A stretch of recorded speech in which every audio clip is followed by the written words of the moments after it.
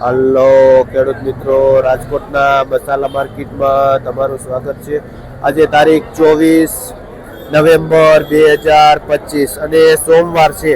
કાલે થોડુંક ધાણામાં બજાર નીચી પડી હતી અને આજે સારી એવી માર્કેટમાં મંદી પડી ગઈ છે. આ ધાણા જો ને તો પાઉં એકદમ ચોખ્ખું અને કઈ દાગદુગ વગરનું ધાણા છે, પણ મંદીના હિસાબે 30 થી માંડી 40 રૂપિયા સુધી બજાર વહી ગઈ છે નીચી. ને ભાઈ રવિભાઈ ખેડૂતનું નામ છે અને જે ભાઈ ભોજપુરીથી આવે છે આ ધાણા લઈને, જે ધાણામાં નીચી બજાર પડી છે આજે.